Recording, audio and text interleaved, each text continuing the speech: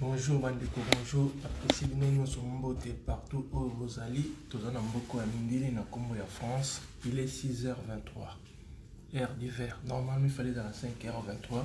Mais il est 6h parce que tous en a requis. Non, oui, c'est ça. Ça va être 7h. Bandeko. Après avoir autant la situation mboka na biso ndenge eza koleka. Makambo c'est zoleka. Je conclus qu'il a conclu que solution est moko. Pourquoi j'ai dit ça? Na minute où maman zole la mboka na biso zaïa. Oh, benyo Congo na ninga occupation. Faut élever le romo. Nous sommes occupés. Tout le monde na lingala. Ba paya, ba ko konza biso. Donc nous sommes les minutes où nous avons mboka na biso na kati ya Zaïre na kati ya mboka na biso actuellement. Et la domination ya bato oyo ba kondi mboka na biso. Ba kondo ni na minduki. Na minduki ne ba ko konda biso na force. Oyo zo sala na minute na mboka na biso ezali contre volonté na yo na ngai bandeko nyonso. Parce que bandeko ba payana ba koti ba simi minduki baza ko obligé biso to sala o bango balingi. Ezali obisto lingi te. Yaoundé, n'engagez sabino, vous allez discuter. Congolais, nous sommes bengi politiciens. Du fait qu'andimi, qu'on fait na kit ou bien mesa moko batalana, na ba ya oyo, bakanyimbo kana biso na minduki, de konangai, ba onyoso, ba sala oyo volonté ya bato basimi minduki. Il a été obisto lingi, obisto zoluka. Na yangonde lokola biso to comprendre nango yeba ka yango ke ndeko nyonso za na social mboka ya biso oyo Zaïre Congo o zo vivre bien te pour réussir mboka ko libérer mboka il faut la résistant vous allez résistant donc ça muto za na ko se battre ko se défendre face ya ba paya o bakani mboka et ça suma ka mweza politique et comme moko ya occupation. C'est l'indénié moko ndenge salamaki a en France. Na France, tant ba allemand ba longwaki allemand ba na makasi ba simi minduki ba ko kanga pouvoir ba ko kanga ba konzi à France ba botoli bango autorité na bango ba s'imposer parce que ba simaki minduki na bango lekaki ba français na makasi ba français ba komaki sous contrôle ya occupation. Ya on ba français o ya malonga ba lobaki biso to la résistance pour to benga na ba étranger ba allemand. Bandimai ko sala politique na bango vert bandimai ko fa na parlement mon côté na bango basala ki repli baki ko s'organiser tant que ba français baluki oninga osoma minduki ninga okopera ko minduki pour ba ko bundisa ba ko luka ba aide ba américain ba aide na Afrique ko luka ba africain pour ba aider bango ba benga na bato ba allemand ba simi minduki o ba ko obligé ko sala na nako yango les autres passer le na mboka na biso Zaïre. Tolobaki ke toke na élection te parce que ça n'aura jamais élection na mutu o ya mo payafimelo munduki eza sur élection te et comme nini et comme collaboration ya on to moni résultat lelo yo ba payana bazumwa na mboka pona ko flatter biso ba tiene ti président na tête à pays mais moi na mboka na asa na pouvoir être à mon côté bino bozo mona ça fait 11 mois bientôt ça fait une année. Na mois de décembre awa pour nenge makambo eza ko telema tozolela na kolela yango na ye pona limbola bien pour to sala oyo na zoyebisa bino bokanga bien eza ka ko limola te mais zo pesa bino pe na idée te ko sala donc batu nyonso bozo ko mono ba ndima ko sala élection na ba étranger o ba semi ndoki ba to dominer biso. Ce sont les collaborateurs. Bandimai ko collaborer na bango. Ça qui pour un sentiment ya peuple d'Aïwate, ya pour un sentiment pour un intérêt à l'étranger au basimili sumindo. Ya ngonde poto longwa na kati ya occupation na kati ya bo wumbo yo bakangi biso neba basala ba kokona biso. Il faut yo congolais aïwa. Soit osimi machette, soit soza na munduki ozumunduki. Et là on yo so po osala face na étranger oyo.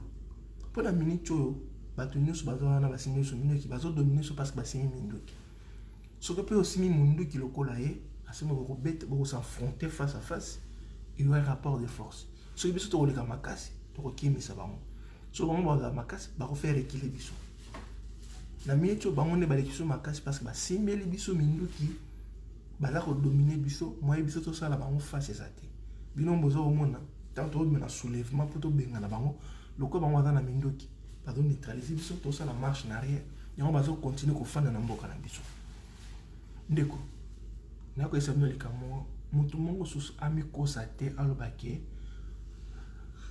tondimaki kovote président Martin Fayulu mais boye bango ndeko na ngai mwasi mobali Martin Fayulu ye na kolibere mboka na biso te Martin Fayulu akosala mosala na mboka na biso soki nga na yo totelemi tosimi biloko mpo tosala face na baenvahisseur oyo tobengani nsima nde Martin Fayulu akosala mosala mpona kogere kita ya mboka na biso mpo yo vivre bien ozomona eza lokola mama aza na ndako papa ki oboma nyama mama ye na nyama papa ye na nyama apesi mama nyama yango oyo lamba asima mama obi akokata nyama akolamba akopartage mpona balia mais solution nde papa mtaye nango donc na minute oyo biso toza bapapa il faut siko tobunda tobengana baétranger il faut koloba bien baétranger donc il faut tosala sikoyo résistance contre envahissement ya bato wana eloko bato mingi baza na kati ya kobunga yango wana zero nyonso congolais bozomona bazofanda na palais du peuple na parlement baza bacollaborateur ya baétranger oyo bakangi biso na minduki bango basala makambo selo volonté ya baétranger oyo bakangi biso na minduki ozoka mpo naloba na mino soki baétranger bakangaki mboka na biso na maboko nde tosi tobengana ye bango kala parce que tokoza na rapport de force maboko na mboko tobozomuna soit ya makofi soit na ndenge mosusu mais koya bango baza na avantage base organizaki na bamboka na bango bazwi minduki baye nango yango bazogani biso peuple yango bazosala biso nko yango bazoboma biso yango bazokopivre biso biloko nyonso baza kosala oyo bango balingi biso toza na force te parce que toza na maboko pamba yango boyeba bandeko soki tolobi tobundela mboka d'une façon pacifique quand on dit pacifique ça dit maboko pamba akeye bolongwa tokosala eloko te naye kolimbola likambo oyo parce que bandeko mingi bazosala ignorance yango tozoloba omoni bana Kinshasa soki bango banimi kotelema te basima banzete bapau mapende bamachete bakupukupu mpona kobengana bato oyo eloko moko ekosalama te eloko moko ekosalama te bandeko na ngai bondimela ngai tokoki kosala ata 1000 marche na monoko eloko moko ekobouge te epuis mindele bakointervenir te soki biso mpe tosimbi bainstrument de combat ndenge baétranger bafandi ase bomona communauté ya lokuta oyo ya miyibi ils vont venir intervenir mpona koluka konégocier na biso mpo tosala mamo parce que bango baza sikoyo kosoutenir baétranger oyo basimi mboka na biso na mindoki na nsima na bango baza koprofite koexploite baminere na biso yango biso peuple zaïrois tozokufa nzala tozokufa maladi makambo nyonso naye kolimbola likambo oyo mpona koyesa binoki yango nde ezali vérité soki bonimeli ngai te bolimbisa soki bonimeli ngai te ndeko bokoyema bantimbo ndenge bolingi boyi kotambola na se ya mbula na se ya potopoto boyi kolala na mabele boyi baluka bakobouge ata mokie te ezali likambo ke biso sikoyo bana mboka mpe toluka ndenge ya kosorganize toluka minduki na ndenge na biso bamachete bakupukupu bafizi kofabrike ata baminduki ya village kosala biloko nyonso mpo tosala face na baétranger oyo mindele bautilize eza baétranger nini ezali pays oyo ya barwandais ezali pays oyo ya baougandais ezali bapays nyonso oyo eza na est babengi me bato bauti kota basoudan bakota likolo nyonso bango nde bazala kokipe biso parce que basili minduki biso sikoyo bana mboka il faut mpe tosorganize na ndenge na biso tosima mpe bainstrument de combat mpo tosala rapport de force soki biso tokolekana makasi tokorepousse bango libanda mboka asema tozwi contrôle na mboka na biso asemona tozwi sikoyo moto oyo toponaki na baélection Martin Fayulu ya kosala gestion rôle ya Martin Fayulu ezali kaka gestion ya pamba Martin Fayulu na minute aza kobanga koloba ke tosima mindoki parce que mindele wana ba complice et ba pays envahi biso ba kokanga ye. Boyoka bandeko. Yango nde soko yebi koza na susa mboka mitia na mutu ozali ye résistant. Soko lobi ke ozali opposant c'est que ozali d'accord na makambo oyo ezosalama ya mabe na kati ya mboka na biso. Bato bakosa bino ke o baza ba politicien ba opposant c'est que bango baza ko collaborer na ba étranger oyo basimbeli yo ndeko zairo munduki po ba botolo kintamboka na po botolo mboka. Yango na isi bino président Martin Fayulu makambo azoloba pour l'instant eza na on impact te. Bozwa neti bo ignorer pembeni bo sima ne mindoki to bunda to benga na étranger. À ce moment to kopona mutu oyo o aza na bwanya ko gérer kita onkolo. Loko pona ki Martin Fayulu do yende boko tia na place. Boyoki nga bandeko. Boyoki nga bofungoli matoi yango biso tozoluka. Ndenge nini to banana no kotelimisa banana bandeko na biso baza na kati ya capitale ya Kinshasa ba comprendre makambo oyo ba luka ne to sima ensemble na bango ba instrument pour tout ça la face ya occupation. Na lobe na ndenge ya kimia pour comprendre ngai, pour comprendre la vérité ya makambo. Oyoki ba tunyo so bozo mona wana ba Jean-Pierre Mbemba ba Moïse Katumbi ba kingani ba tunyo so wana basi bayokini ko travailler na ba envahisseur. Nyoso baza au salon espoir avant ne ba komati na 2023 basa la sous élection occupation mususu vous allez contre volonté à peuple. Boyoki ngai ya woni ba luka auto sala mo parti auto sala opposition na tango ba étranger ne basimi mboka na biso na minduki basimi na minduki yango bazo sala pour ceux qui le disent to simi minduki face na bango ba kozala sote ba kokima. Yango na sibino bande na solo ba na ali politicien te mais ezali vérité ndenge makambo sa koleka na micho. Boyoki do so ibondi melinga te zama mais il faut bondi melangai donc bato o boza ko mona wana nyoso o bazo leka na ba costume baki ofana na kata Paris du peuple baki ofana na kata parlement bazo leka ce sont des facteurs.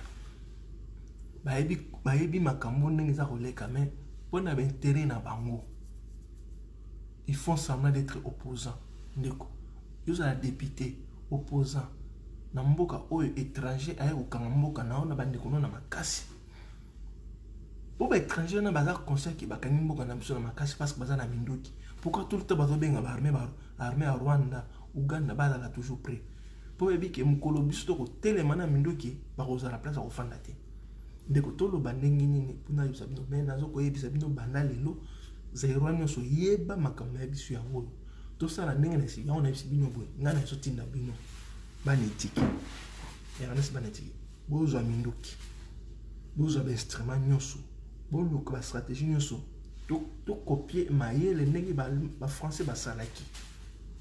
C'est ça la solution. Yango ne to luka ndenge ni déjà ko yebisa bana Kinshasa capitale basima mindoki to telema ensemble na bango poto landa sikoyo ba étranger na ba complice na bango bandeko na biso ba congolais ba bengi ba député ba bengi ba opposant bango nyonso baza na même complicité na bato bakangi biso na mindoki zoka eza lokwa soda ke bitumba munguna okaza na munduki ya makasi akangi en otage. Ce que moninga na mususu moya kimeza te parce que ayebiki munduki ya moninga eleki ya ye makasi azo obligé tombola maboko. Donc biso na minute peuple congolais peuple zéro tozali haut le main ba tomboli biso maboko likolo po bati biso munduki na mokongo moya to bouger salité yango tozo luka solution ndenge tokosala po to longola munduki wana pemene biso to sala face na bango yango nazo benga bino ngai ndeko na bino ezali vérité na yebisi bino na minute oyo ce qu'on peut faire to s'organiser. Président Martin Fayulu oui moponi to poni neti gestionnaire mutu ako gérer mbongo ya mboka na biso tant biso mo to contrôle mboka na biso à ce moment là to tie de bio yo lokolo yebi ko sala commerce ko sala partage mbongo ke to vivre bien au voilà sous surveillance na biso peuple zaïrois. Bon, il y a un limboli libino. N'expliquons calmement pour comprendre le rôle du président Martin Fayulu. Mais abimi président na moment moko ya mabe, na moment où les étrangers baza na force à minduki, na yango omoni ke malgré to pona ki ba teli biso moto biso to lingite. Pour vous dire que biso ne toujours soit décision te parce que biso na minduki te. Et le côté ils ont neutralisé sur la minduki ya ba étranger wana. Il faut tout le solution biso nous ensemble. Comment on peut faire pour avoir les minduki? Bande ko bossa na ba politicien na biso nyonso na sengi na bino bossa na ba on so zo bona bituma ya 2023 ngala bengo baza ko accompagner encore occupation, c'est même pas régime occupation ba kena oti ba continue bon moni une année yango iso c'est la biso ka bon donc l'occupation etaki mwana mboka étiquette asali le remonte pendant une année bon moni ka baza ko distraire biso na ba voyage moko inutile. Azako mata, azako kita, azako kino signer papier moko, n'importe quoi nazo sala. Les Camerounais zali, azoli ngam asimi ngata ko simbate. O les Camerounais zali awa peuple zaïrois asima mingo ki pona ko bengana occupation, ezali na complice a mindele na sima. Po mindele ndi baza ko soutenir ba pays nyonso wana. Boye kinga bande. Boye kinga na lobby. Donc to bana musala ya ko luka ndenge nini ko ba bibundeli poto bengana ba étranger na lobby yango. Il y a pas un régime na katambonga na biso. Ils ont une envahissement, occupation, il y a ba étranger ba na makasi. Ba ko envahir mboka na biso na makasi, ba kangeli biso minduki na maboko, bazo beta biso masasi, bazo bomba biso. Donc Hippolyte Kangambe o ba bengi Joseph Kabila, il fait partie équipe wana. Na minute ba ripe na ni Félix ba tie na kati équipe wana. Bokinga bandeko ya on a sengi bozo vidéo on a sali na tongo ya lelo tokomi presque 6h40 bo pesa bandeko nyonso balandela yango ezali très important mama esibino ingeta solution ya mwana to la musabana kim to singa minuki poto bunda ingeta